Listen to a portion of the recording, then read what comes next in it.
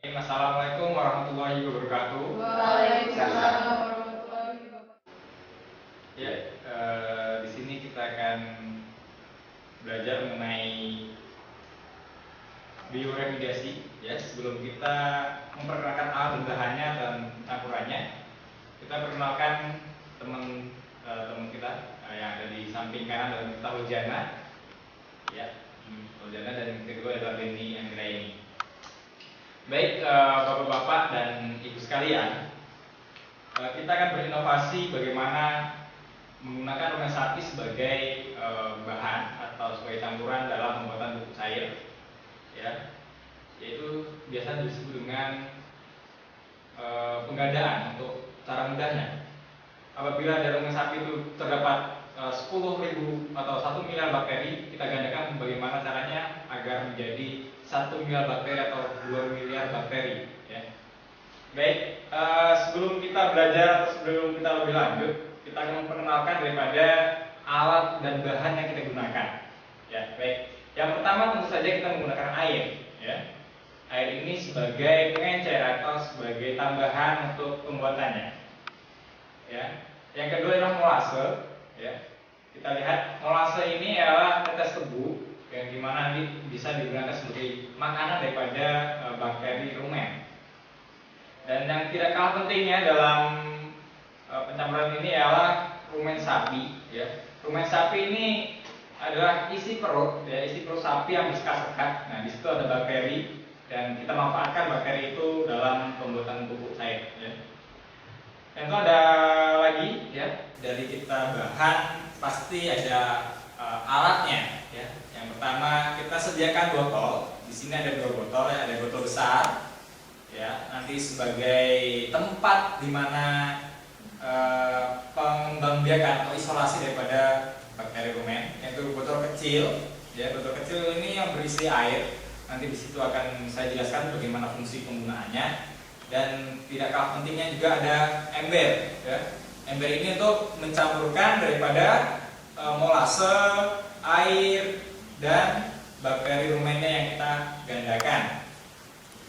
Lalu ada selang, ya, ada selang. Jadi ini kita ada selang. Nanti selang ini berfungsi sebagai penutup daripada proses isolasi, di mana kita akan menggunakan sistem anaerob, artinya kita tidak menggunakan oksigen sebagai proses isolasinya.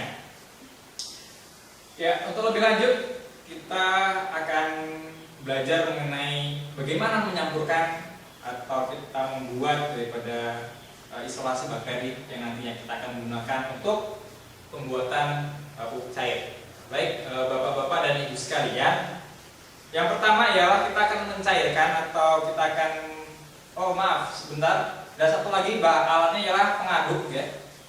Ya, tinggal pengaduk ini nanti akan mengaduk, ya, fungsinya mengaduk daripada campuran yang kita gunakan. Baik, yang pertama ialah kita akan mencairkan daripada molase, ya. Silakan Mbak bisa cairkan. Oh ya, yang pertama air, kita masukkan ke dalam ember. Ya, air masukkan ke dalam ember sebagai pelarutnya. Yang kedua ialah molase, yaitu tetes tebu, ya, dituangkan. Ya, baik, cukup. Ya, setelah kita tuangkan maka kita akan aduk, ya. Kita akan aduk molase dengan air yang kita campurkan tadi pada ember, ya. Kiranya sudah merata atau sudah tercampur antara air dan molasenya.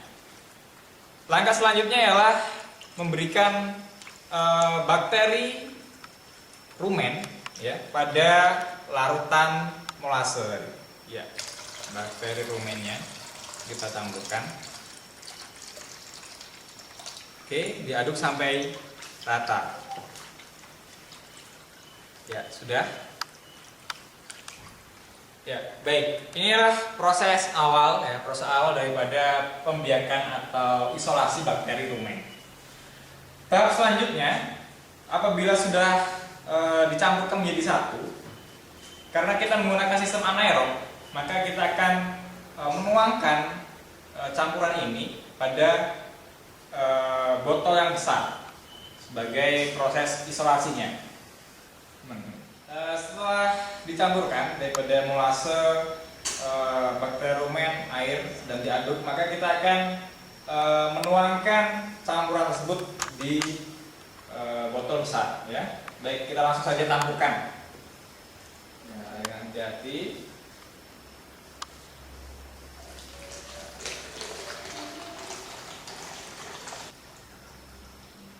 Baik, sudah dicampurkan. Nah, karena kita menggunakan sistemnya anaerob, ya, tadi kita sudah menyiapkan tutup dan selang. Nah, ini dia. Mari kita tutup, ya, kita tutup botolnya, ya.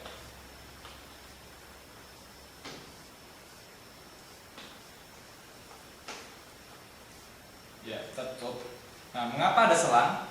Karena kita sistem anaerob, tidak menggunakan oksigen. Bagaimana caranya nanti udara atau gas yang ada di dalam sini tidak tercampur dengan gas yang ada di luar. Nah, oleh karena itu kita masukkan ke dalam botol kecil yang berisi air. Nah, tujuannya apa? Apabila terjadi gas yang berlebih, ya, maka gas tersebut akan dialirkan menuju selang, melalui selang pada bawah air dengan tujuan agar tidak ada kontaminasi antara udara yang ada di dalam atau gas yang ada di dalam dengan gas yang ada di luar. Baik, bapak-bapak dan ibu sekalian, itu tadi bagaimana caranya kita mengisolasi daripada bakteri rumen, ya, dengan bahan-bahan yang dan alat yang sederhana, namun kita dapat mempergunakan atau menggunakan bahan yang sangat mudah kita cari dalam kehidupan kita. Baik, terima kasih untuk perhatiannya. Kami akhiri. Saya Syahid Rahman dan teman-teman yang ada di kanan dan kiri saya. Saya akhiri. Wassalamualaikum warahmatullahi wabarakatuh.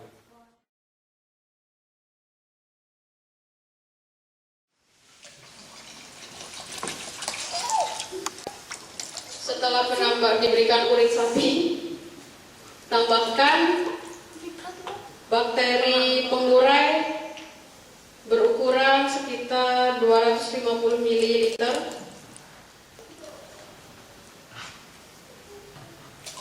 Setelah diberikan bakteri pengurai, kemudian berikan molase atau molase sebagai bahan makanan dari bakteri. Aduk sampai rata sehingga bakteri dapat memperoleh makanan secara sempurna.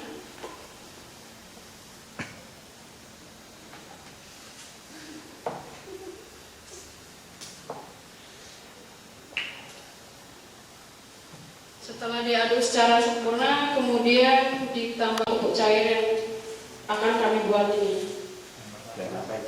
Yang pertama, daun Polychaea sp dengan perbandingan 10:1, dengan urin 10 dengan perbandingan penambahan daun-daun ini 1. Kemudian daun Legumina sp